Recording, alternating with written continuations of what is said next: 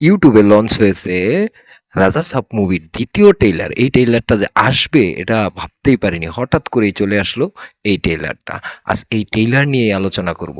কেমন হলো এই প্রবাসের বাহুবলী খ্যাত নায়ক প্রবাসের রাজা সাব মুভির ট্রেইলারটা। তাই প্রথম ট্রেইলারটায় কমেডিকে বেশি প্রাধান্য দিলেও এই ট্রেইলারটায় কিন্তু কমেডিকে বেশি প্রাধান্য দেওয়া হয়নি। এই ট্রেইলারে বিএফএক্স এর কিছু খেলা দেখানো হয়েছে প্রবাসের। আগের ট্রেইলারে সঞ্জয় দত্তকে তেমন একটা আগ্রহ না দিলেও এই ট্রেইলারে সঞ্জয় দত্তকে পুরোই আগ্রহ দিয়েছে। আর সঞ্জয় দত্তের ট্রেইলার দেখে যা বুঝলাম, ভয়ঙ্কর একটা রোল প্লে করতে যাচ্ছে। ও আচ্ছা। ট্রেলার দেখে যা বুঝতে পারলাম, সঞ্জয় দত্ত প্রবাসের দাদার ভূমিকায় অভিনয় করেছে। এখানে দাদা নাতিনের একটা সংঘর্ষ কিন্তু থাকবে। ট্রেলারে যা বোঝা যাচ্ছে, এখানে সঞ্জয় দত্ত ভিলেন বা শয়তান, আর প্রবাস হিরো বা উজা যাই কিছু বলেন না কেন, এটাই হবে। তাহলে দাদা নাতিনের একটা সংঘর্ষ কিন্তু মুভিতে আমরা দেখতে পাবো। Oh, I see. প্রথম ট্রেলারটা কিন্তু ভালো হয়নি, 50-50।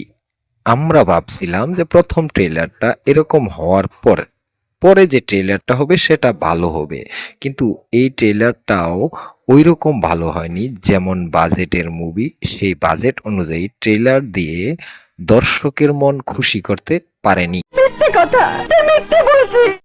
তবে প্রবাসের স্টোরি সিলেক্ট করাকে মানতে হবে। প্রবাসের যে মুভিগুলো এসেছে, বাহুবলী, রাধেশ্যাম, শাহ বা সালার, যে মুভিগুলো এসেছে প্রতিটা মুভির স্টোরি আলাদা, রাজা সাহেবের স্টোরি আলাদা।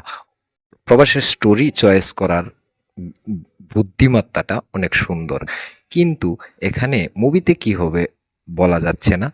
এখানে ট্রেইলারে যা দেখলাম, ট্রেইলার দিয়ে ওইরকম বাজিমাত করতে পারেনি। ট্রেইলারে বিএফএক্স ছিল বা ডায়লগ তো প্রবাসের, হিন্দি ডায়লগ তো আর প্রবাসের নিজের কন্টেন্ট না। তারপরেও মনে করেন যে এই যে একটা দৃশ্য দেখলেন, এই দৃশ্যটা আমার কাছে একদম ফেক লেগেছে। একটা কুমির ধইরা এইভাবে আছাড় দেওয়ার পরে দেখা যায় যে কুমিরটা রাবারের মতো। এইরকম হাই বাজেটের একটা মুভিতে এইরকম একটা দৃশ্য আমার কাছে খুবই জঘন্য লেগেছে। খুবই বাজে। তবে প্রবাস নামটাই যথেষ্ট মুভির আয় করার জন্য, কিন্তু প্রবাস নামের যে দমটা, সেই দমের সাথে গল্পের দম, বিএফএক্স সব কিছুই লাগবে দমদার যদি মুভিকে ব্লকবাস্টার করতে হয়। আর এই মুভিতে মানে যে অবস্থা দেখলাম, যদি এই মুভি ওই রাধেশ্যামের মতো হয়ে যায় তাহলে প্রবাসের একটা দুঃখ থেকেই যাবে।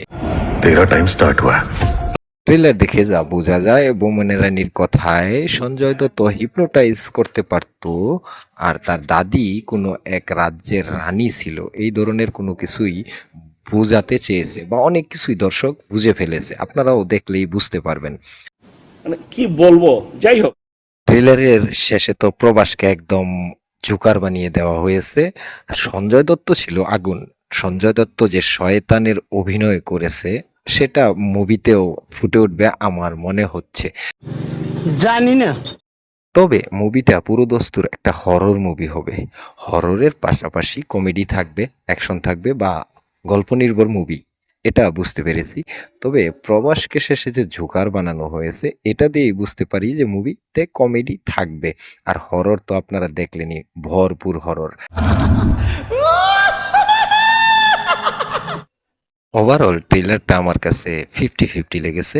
তবে মোটামুটি অ্যাক্টরদের অভিনয় বা ডায়লগ ডেলিভারি ঠিকই ছিল।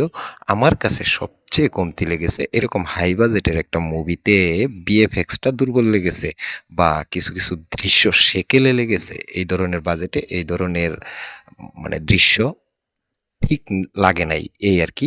তো বন্ধুরা, ট্রেলারটা আপনাদের কাছে কেমন লেগেছে কমেন্ট করে জানাবেন। আর আমার ভিডিওটি ভালো লাগলে লাইক করবেন, কমেন্ট করবেন। আমার চ্যানেলটিতে নতুন হয়ে থাকলে চ্যানেলটি সাবস্ক্রাইব করবেন, পাশে থাকা বেল বাটন অন করে দেবেন পরবর্তী ভিডিওর নোটিফিকেশন পাওয়ার জন্য। আজ চলে যাচ্ছি, আবার দেখা হবে নতুন কোনো মুভির আলোচনা সমালোচনা নিয়ে, নতুন কোনো স্টারের আলোচনা সমালোচনা নিয়ে। সে পর্যন্ত ভালো থাকবেন, সুস্থ থাকবেন। আল্লাহ হাফেজ। ठीक है राजा साहब।